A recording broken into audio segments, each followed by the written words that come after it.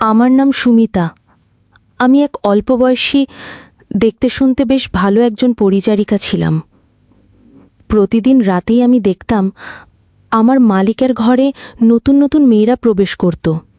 প্রায় আধ ঘন্টা বাদে সেই মেয়েরা যখন ঘর থেকে বেরিয়ে আসত, তাদের অবস্থা দেখে আমার অবাক লাগত।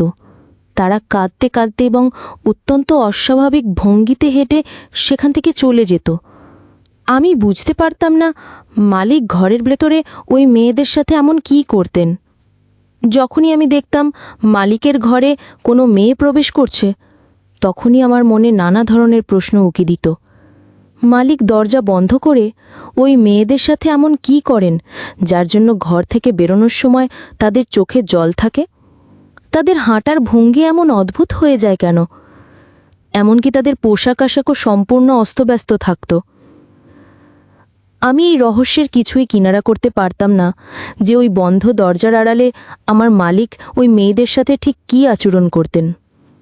সেই দিনগুলোর পর থেকে আমি যখনই মালিকের বাড়িতে কাজে যেতাম, আমার চোখ সবসময় ওই বন্ধ দরজাটার দিকেই আটকে থাকত। আমি ভাবতাম, মেয়েরা তো হাসি মুখে মালিকের ঘরে প্রবেশ করে, কিন্তু যখন বেরিয়ে আসে তখন কেন তাদের পোশাক এলোমেলো থাকে? কেন তাদের চোখে জল থাকে? আর কেনই বা তারা অমন অদ্ভুতভাবে হাঁটে? আমাকে তো পরিস্থিতির চাপে বাধ্য হয়েই অন্যের বাড়িতে কাজ করতে হতো। আমাদের পরিবার এতটাই দরিদ্র ছিল যে দুবেলা দুমুঠো অন্যের সংস্থান করার জন্য আমাকে পরের বাড়িতে পরিচারিকার কাজ গ্রহণ করতে হয়েছিল। এরপর একদিন যখন মালিক এবং তার এক দূর সম্পর্কের আত্মীয় আমাকে ওই ঘরে ডাকলেন, ভেতরে প্রবেশ করে আমার তো চক্ষুচড়ক গাছ, কারণ মালিক এবং তার সেই বন্ধু মিলে আমার সাথে যা করেছিলেন তা শুনলে আপনাদেরও চোখে জল চলে আসবে। আমি যখন মালকিনের বাড়িতে কাজ করতাম, প্রথম দিকে মালিক ও মালকিন আমার সাথে খুবই ভালো ব্যবহার করতেন।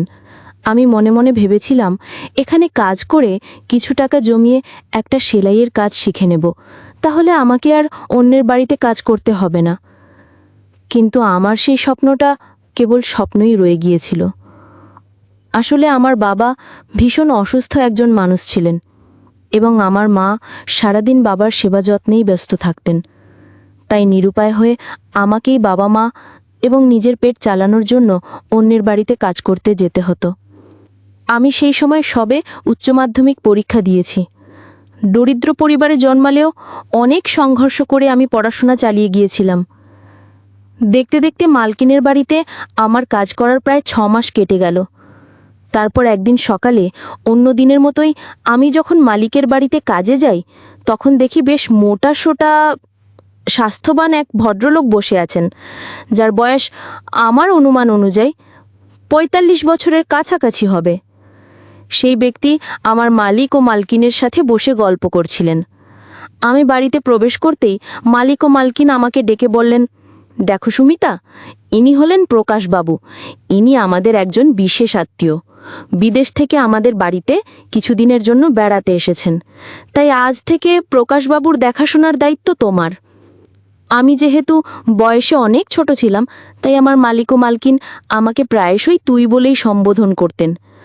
মালকিনের কথা শুনে আমি আনন্দের সাথেই মাথা নেড়ে সম্মতি জানিয়েছিলাম এবং বলেছিলাম, মালকিন, আপনি একদম চিন্তা করবেন না, আমি প্রকাশবাবুর খুব ভালোভাবে খেয়াল রাখব। ওই মুহূর্তে আমার মনে হলো প্রকাশবাবু যেন অত্যন্ত বিচিত্র দৃষ্টিতে আমার আপাদমস্তক পর্যবেক্ষণ করছেন।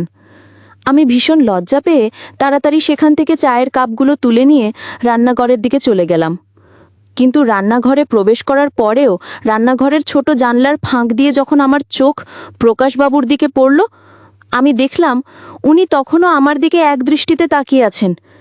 আমি কিছুই বুঝতে পারছিলাম না উনি কেন এভাবে আমার দিকে তাকিয়েছিলেন। ওনার সেই চাহনি আমার ভীষণ অস্বস্তির কারণ হয়ে দাঁড়িয়েছিল। আমার ওনার ওইভাবে তাকানোটা একটুও ভালো লাগেনি। যেদিন থেকে প্রকাশবাবু মালিকের বাড়িতে থাকতে শুরু করলেন, সেদিন থেকে মালিকের বাড়িতে কাজ করতে আমার খুব অস্বস্তি হতো, কারণ আমি বুঝতে পারতাম না কেন প্রকাশবাবু সারাক্ষণ আমার দিকেই তাকিয়ে থাকতেন। এরপর একদিন সকালে আমি যখন মালিকের বাড়িতে কাজ করতে এলাম, তখন দেখি 4-5 জন মেয়ে মালিকের বাড়িতে বসে আছে। প্রথমে তাদের দেখে আমি বেশ অবাক হয়েছিলাম। ভেবেছিলাম মালিক হয়তো আমাকে কাজ থেকে ছাড়িয়ে দিয়ে আমার জায়গায় নতুন কোনো মেয়েকে রাখবেন, কিন্তু আমি যখন দাঁড়িয়ে দাঁড়িয়ে ওই মেয়েদের দেখছিলাম, তখন আমার মালকিন আমার কাছে এসে বললেন, সুমিতা, তুই এখানে দাঁড়িয়ে কি করছিস?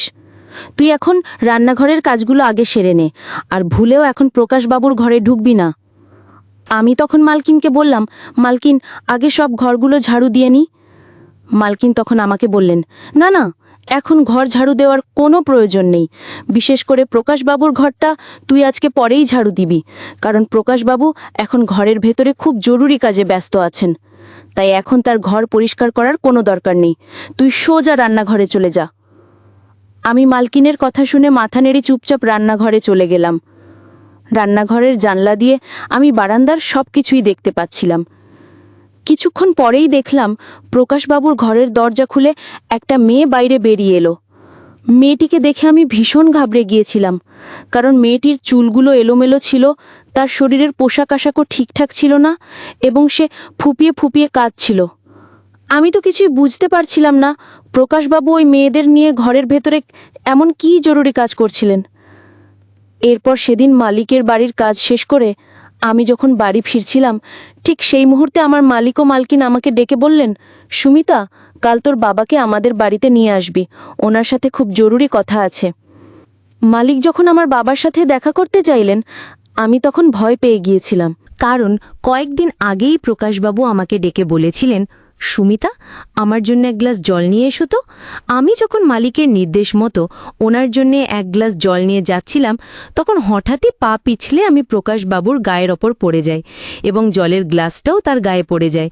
আমি তাড়াতাড়ি প্রকাশবাবুর থেকে নিজেকে ছাড়িয়ে নিয়ে ওনার কাছে হাত জোর করে ক্ষমা চেয়েছিলাম। আমি মালিক ও মালকিনকে বলেছিলাম, আমি ইচ্ছাকৃতভাবে প্রকাশবাবুর গায়ে জল ফেলিনি, পা পিছলে ভুল করে আমি ওনার উপর পড়ে গিয়েছিলাম। তখন আমার মালকিন হেসে বলেছিলেন, আরে বোকা মেয়ে, এতে এত ঘাবড়ানোর কি আছে? এটা কোনো ভয়ের ব্যাপার নয়, যা তুই নিজের কাজ কর। তাই আমি ভেবেছিলাম হয়তো ওই ঘটনার জন্যই মালিক ও মালকিন আমার বাবাকে ডেকে পাঠিয়েছেন। আমি মালকিনকে বলেছিলাম, মালকিন, আমার যদি কোনো ভুল হয়ে থাকে তাহলে দয়া করে আমাকে ক্ষমা করে দিন, কিন্তু আমার বাবাকে আমার ব্যাপারে কিছু বলবেন না এবং আমাকে কাজ থেকে বের করে দেবেন না। আমি কথা দিচ্ছি, এরপর থেকে আমার আর কোনো ভুল হবে না। আমি মালিক ও মালকিনের সামনে ওই ঘটনার জন্য হাত জোর করে ক্ষমা চেয়েছিলাম। মালকিন তখন আমাকে বলেছিলেন, তোর এত ভয় পাবার কিছু নেই, কিন্তু তোকে কাল তোর বাবাকে এই বাড়িতে নিয়ে আসতেই হবে। তোর বাবার সাথে আমাদের খুব জরুরি কথা আছে। এরপর সেদিন মালিক ও মালকিনের কথা শুনে আমি আমার বাবাকে মালিকের বাড়িতে নিয়ে গিয়েছিলাম। মালিক ও মালকিন ঘরের ভেতরে দরজা বন্ধ করে আমার বাবার সাথে কথা বলেছিলেন। আমি জানি না তারা আমার বাবার সাথে কি এমন কথা বলেছিলেন, কারণ মালিক ও মালকিনের সাথে কথা বলার পর থেকে আমার বাবা বাড়ি ফিরে ভীষণ খুশি ছিলেন। এমনকি খুশিতে আমার বাবা তো নাচতেও শুরু করেছিলেন। এরপর মা যখন বাবার কাছে তার এত আনন্দের কারণ জানতে চাইলেন, তখন আমার বাবা যা বললেন তা শুনে আমিও ভীষণ অবাক হয়ে গেছিলাম, কারণ মালিক ও মালকিন প্রকাশবাবুর সাথে আমার বিয়ের প্রস্তাব দিয়েছিলেন। আর প্রকাশবাবু যেহেতু বিদেশে থাকতেন, তাই আমার বাবা মা এটা শুনে অত্যন্ত আনন্দিত হয়েছিলেন যে প্রকাশবাবুর মতো একজন প্রবাসী এবং এত ধনী একজন ছেলে আমাকে বিয়ে করতে চেয়েছে। কিন্তু সেদিন আমি বাবা মাকে বলেছিলাম যে প্রকাশবাবুর তো বয়স আমার চেয়ে অনেক বেশি। তখন আমার বাবা আমাকে বুঝিয়ে বলেছিলেন আমার নাকি পরম সৌভাগ্য যে আমার বিয়ে প্রকাশবাবুর মতো একজন এত বিত্তবান মানুষের সাথে হতে চলেছে। বাবার যেহেতু আমাকে ভালো ঘরে বিয়ে দেবার মতো সামর্থ্য ছিল না, তাই তিনি এই সম্বন্ধটা কোনোভাবেই হাতছাড়া করতে চাননি। বাবার কথা শুনে সেদিন থেকে আমিও মনে মনে স্বপ্ন দেখতে শুরু করেছিলাম যে একজন রাজপুত্র এসে আমাকে তার রাজকুমারী বানিয়ে নিয়ে যাবে। কিন্তু তারা বিয়েতে একটি শর্ত রেখেছিল। শর্তটি ছিল যে এই বিয়েতে আমার বাবা মা তাদের পক্ষের কাউকে নিমন্ত্রণ করতে পারবেন না। বাবা যখন এর কারণ জানতে চেয়েছিলেন, তখন মালিক ও মালকিন বলেছিলেন যে তারা অনেক ধনী ও সম্ভ্রান্ত, তাই আমাদের আত্মীয় স্বজনদের সাথে তারা মানিয়ে নিতে পারবেন না। সেই কারণে তারা আমাদের আত্মীয় স্বজনদের বিয়েতে নিমন্ত্রণ করতে নিষেধ করেছিলেন। আমার বাবা তো মালিক ও মালকিনের সমস্ত শর্ত মেনে নিতে রাজি ছিলেন, কারণ বাবা আমাকে ও মাকে বলেছিলেন বলেছিলেন যে প্রকাশবাবু চাইলে তো অনেক ভালো ভালো মেয়ের সাথে বিয়ে করতে পারত, কিন্তু সব কিছু জেনেও যখন সে আমাকে পছন্দ করেছে, তাই আমার বাবার প্রকাশবাবুর সব শর্ত মেনে নিতে কোনো আপত্তি ছিল না। আমিও এটা ভেবে খুব খুশি ছিলাম যে প্রকাশবাবুর বয়স বেশি হলেও আমার তো ওনার মতো একজন ধনী ব্যক্তির সাথেই বিয়ে হতে চলেছে। বিয়ের কথা চূড়ান্ত হবার 7 দিনের মধ্যেই আমার সাথে প্রকাশবাবুর বিয়ে হয়ে যায়। প্রকাশবাবু যেহেতু আরব দেশ থেকে মোট 1 মাসের ছুটিতে এসেছিলেন, তাই তিনি 1 মাস আমার মালিক ও মালকিনের বাড়িতেই থাকার সিদ্ধান্ত নিয়েছিলেন। তাই বিয়ের পরেও আমাকে মালিক ও মালকিনের বাড়িতেই থাকতে হয়েছিল। বিয়ের পর আমি আর এটা নিয়ে ভাবিনি যে আমার একজন বয়স্ক লোকের সাথে বিয়ে হয়েছে। আমি তখন কেবল এটাই ভেবেছিলাম যে আমার একজন ধনী ব্যক্তির সাথে বিয়ে হয়েছে এবং আমাকে আর অন্যের বাড়িতে কাজ করতে হবে না। বিয়ের দিন ফুলশয্যার রাতে যখন আমি মাথায় ঘোমটা দিয়ে বিছানায় বসেছিলাম, তখন আমার মনের মধ্যে এক অন্যরকম আনন্দ কাজ করছিল। ভেবেছিলাম আমার বর আমাকে অনেক ভালোবাসবে, আমার খুব যত্ন নেবে। কিন্তু প্রকাশবাবু ঘরে ঢুকেই আমার সাথে কোনো কথা না বলে সরাসরি আমার ওপর নিজের ইচ্ছাটা জোর করে পূরণ করলেন। ওই মুহূর্তে আমি ভীষণ অবাক হয়ে গেছিলাম আমার বয়স্ক বরের এমন উগ্র আচরণ দেখে। তখন আমার মনে হচ্ছিল উনি হয়তো শুধুমাত্র নিজের কামনা চরিতার্থ করার জন্যই আমার মতো একজন অল্প বয়সী মেয়েকে বিয়ে করেছেন। বিয়ের প্রথম রাতেই বরের আসল রূপ দেখার পর আমার সব স্বপ্ন যেন ভেঙে চুরমার হয়ে গিয়েছিল। তবুও আমি সব কিছু মেনে নিয়েছিলাম, এটা ভেবে যে যা হওয়ার তা তো হয়েই গেছে। পরের দিন সকালে বরের জন্য যখন রান্নাঘরে চা বানাতে যাই, তখন মালকিন আমাকে দেখা মাত্রই বললেন, সুমিতা, তুই এখন রান্নাঘরে কি করছিস? রান্নাঘর থেকে বেরিয়ে আগে আমার ঘরটা পরিষ্কার কর। আমি তো মালকিনের কথা বলার ধরন দেখে অবাক হয়ে গেছিলাম, কারণ মালকিন আমাকে ওই বাড়ির বউ হিসেবে মানতেই রাজি ছিলেন না। তিনি আমাকে আগের মতো পরিচারিকাই ভাবতেন। এমনকি ওই বাড়িতে বরের সাথে 3-4 দিন কাটানোর পরেই আমি স্পষ্টভাবে বুঝতে পারছিলাম যে আমার মালিক ও মালকিন আমাকে এখনও তাদের বাড়ির পরিচারিকাই মনে করছেন। তখনও আমি তাদের এই ষড়যন্ত্রের গভীরতা বুঝতে পারিনি। যেদিন থেকে বিয়ে হয়ে আমি এই বাড়িতে এসেছি, সেদিন থেকে আমার বর আমাকে কখনোই নিজের স্ত্রীর মর্যাদা দেয়নি। সে তো যখন তখন আমার উপর নিজের ইচ্ছে চালাতো এবং তার সমস্ত ব্যক্তিগত কাজ, যেমন জুতো পরিষ্কার করা, জামা কাপড় ধোয়া ও ইস্ত্রি করা, সবকিছু আমাকে দিয়েই করাতো। বাকি সমস্ত কাজ তো আমাকে করতেই হতো। বিয়ের 7 দিন পরে আমার আর এটা বুঝতে বাকি রইল না যে তারা সবাই আমাকে কেবল একজন পরিচারিকা হিসেবেই দেখত। রাত হলেই আমি যে অবস্থাতেই থাকতাম না কেন, আমার বর আমার হাত ধরে ঘরের ভেতরে টেনে নিয়ে গিয়ে শুধু নিজের ইচ্ছে পূরণ করত। দিন দিন আমি এতটাই শারীরিকভাবে দুর্বল হয়ে পড়েছিলাম যে আমার চোখের নিচে কালি পড়ে গিয়েছিল। এভাবে যখন 1 মাস কেটে গেল, তখন একদিন হঠাৎ করে আমার বর আমার হাতে একটা কাগজ ধরিয়ে দিয়ে বলল সে নাকি আমাকে তালাক দিয়েছে। হঠাৎ করে তালাকের কথা শুনে আমি ভীষণ ঘাবড়ে গিয়ে বরের হাত পা ধরে বললাম, আপনি এটা কি বলছেন? আপনি আমাকে ডিভোর্স দিতে পারেন না। আমি আপনার স্ত্রী। আমি এমন কী অপরাধ করেছি যার জন্য আপনি হঠাৎ করে আমাকে ডিভোর্স দিচ্ছেন? তখন আমার বয়স্ক বর যা বলল তা শুনে আমার মাথায় যেন আকাশ ভেঙে পড়ল। বর তখন বলেছিল, তোর সাথে আমার 1 মাস থাকার চুক্তি ছিল, সেই সময় শেষ, তাই তোকে আমি ডিভোর্স দিলাম। সেদিন আমার বর যখন ওই কাগজটা আমার সামনে রেখে জোর করে আমার আঙুলের ছাপ নিয়েছিল, তারপর সে আমাকে সত্যিটা বলেছিল যে সে আমাকে ডিভোর্স দিয়েছে। এরপর তারা সবাই মিলে আমাকে ওই ঘর থেকে ধাক্কা মেরে বের করে দেয়। আমার অনেক অনুনয় বিনয় করার পরেও আমার বর ও মালকিন আমাকে তাদের বাড়িতে থাকতে দেয়নি। এমনকি বর যেদিন আমাকে ডিভোর্স দিয়েছিল, তার পরের দিন সকালেই সে আরব দেশে ফিরে গিয়েছিল। আমাকে নিজের সাথে নিয়ে যাওয়া তো দূরের কথা, সে তো আমাকে তালাক দিয়ে চলে গিয়েছিল। সেদিন তারা যখন আমাকে বাড়ি থেকে বের করে দিল, আমি নিরুপায় হয়ে কাঁদতে কাঁদতে আবার আমার বাবার বাড়িতেই ফিরে এসেছিলাম। বাবার বাড়িতে ফিরে আসার পরে আমার বাবা মা সব কিছু জানার পর আমাকে বললেন, তারা এভাবে তোকে বাড়ি থেকে বের করে দিতে পারে না, দরকার হলে আমরা জামাইয়ের সাথে কথা বলবো। এরপর আমার বাবা যখন মালিক ও মালকিনের বাড়ি গিয়েছিলেন আমার বরের সাথে কথা বলার জন্য, তখন বাবা সেখান থেকে ফিরে আসার পর তার মুখ থেকে সত্যিটা শুনে আমাদের পায়ের তলার মাটি যেন সরে গিয়েছিল। আমার বর নাকি আমাকে ডিভোর্স দিয়ে আরব দেশে চলে গেছে এবং সে সত্যিই শুধুমাত্র 1 মাসের জন্য নিজের ইচ্ছে পূরণ করার জন্যই আমাকে বিয়ে করেছিল, এর বেশি কিছু নয়। সেদিন মালিকের বাড়ি থেকে ফিরে আসার পর আমার বাবার আচরণ খুব অদ্ভুত ছিল।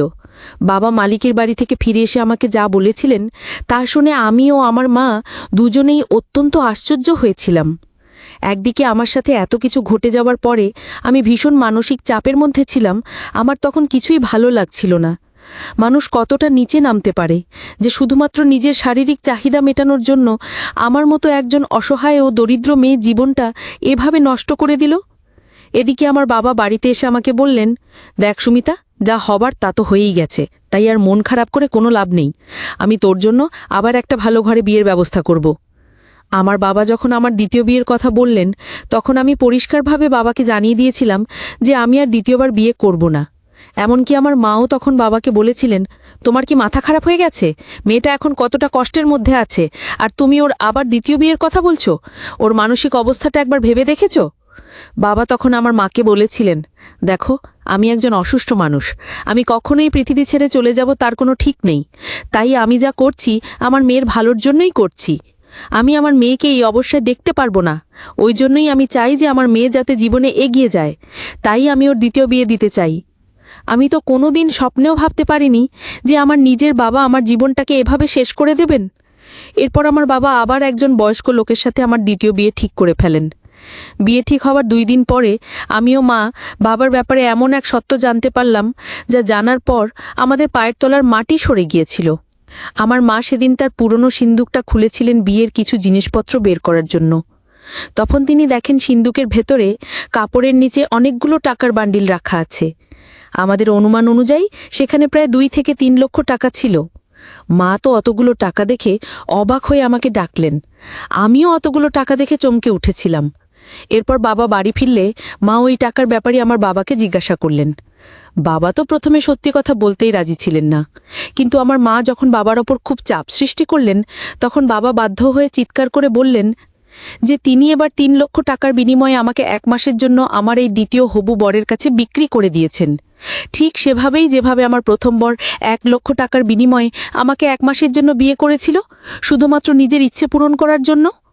এবারও আমার বাবা যার সাথে আমার বিয়ে ঠিক করেছিলেন সেই লোকটিও একজন প্রবাসী ছিল। বাবার মুখ থেকে এই ভয়ঙ্কর সত্যিটা শোনার পর আমার মাথায় যেন আকাশ ভেঙে পড়ল। আমার নিজের বাবা শুধুমাত্র টাকার লোভে কিভাবে আমার জীবনটা নষ্ট করতে পারল, আমি তা বিশ্বাসই করতে পারছিলাম না। এরপর আমার মা যখন বাবার কাছে এর আসল কারণটা জানতে চাইলেন যে কেন বাবা আমার সাথে এমনটা করলেন, তখন বাবা বলেছিলেন, আমি একজন অসহায় মানুষ, আমার সামর্থ্য নেই যে আমি আমার একমাত্র মেয়ের একটা ভালো ঘরে বিয়ে দেব। তাই আমি এইভাবে মেয়ের বিয়ে দিয়ে টাকা জোগাড় করছিলাম। ভেবেছিলাম আগের টাকা এবং এবারের টাকা মিলিয়ে আমার মেয়ের একটা ভালো ঘরে বিয়ে দেব। আমি যা করেছি আমার একমাত্র মেয়ের ভালোর জন্যই করেছি। এই বলে আমার বাবা আমার পা ধরে কাঁদতে শুরু করলেন এবং আমার কাছে হাত জোর করে বললেন, মা, আমি একজন অসহায় বাবা। আমার মতো নিরুপায় বাবা হয়তো আর পৃথিবীতে কেউ নেই, কিন্তু আমি বাধ্য হয়েই তোর ভবিষ্যতের কথা ভেবেই এই পাপ কাজটা। আমাকে ক্ষমা করে দে মা। বাবার মুখ থেকে সবকিছু শোনার পর আমি বাবাকে জড়িয়ে ধরে বলেছিলাম, তুমি নিজেকে একদম অসহায় মনে করবে না, আর আমি তোমাদের ছেড়ে কোথাও যাব না, তাই আমার বিয়ে নিয়ে একদম চিন্তা করবে না। আসলে যারা বিদেশ থেকে নিজের দেশে অল্প কিছুদিনের জন্য ফিরে আসে তাদের মধ্যে কিছু মানুষ আমাদের মতো গরিব ঘরের মেয়েদের লক্ষ লক্ষ টাকার লোভ দেখিয়ে চুক্তিভিত্তিক বিয়ে করে। তারপর তাদের উদ্দেশ্য হাসিল হয়ে গেলে তারা আবার বিদেশে ফিরে যায়। আমার সাথেও ঠিক সেটাই হয়েছিল, কিন্তু আমার বাবা ভেবেছিলেন এইভাবে 2-3 জন প্রবাসী লোকের সাথে আমার বিয়ে দিয়ে টাকা জোগাড় করে আমার একটা ভালো ঘরে বিয়ে দেবেন। কিন্তু বাবা এটা বুঝতে পারেননি যে ভালো ঘরে বিয়ে দেওয়ার চক্করে তিনি আমার পুরো জীবনটাই নষ্ট করে দিচ্ছিলেন। এই কথাটা আমার বাবা অনেক দেরিতে বুঝতে পেরেছিলেন। যাই হোক, এখন আমি আর অন্যের বাড়িতে কাজ করি না। আমার প্রথম বিয়ের পর পাওয়া সেই টাকাটা দিয়ে আমি নিজের বাড়িতেই একটা ছোট মুদিখানার দোকান দিয়েছি। সেই দোকানে আমি আর মা মিলে বসি এবং আমাদের দোকানটা এখন বেশ ভালোই চলছে। এখন ওই দোকানের আয় দিয়েই আমাদের সংসার চলে। আর আমার যার সাথে দ্বিতীয় বিয়ে ঠিক হয়েছিল, বাবা সেই টাকাটা ওই প্রবাসী লোকটিকে ফেরত দিয়ে দিয়েছিলেন। এখন আমি আমার বাবা মাকে নিয়ে অনেক ভালো আছি এবং সুস্থ আছি।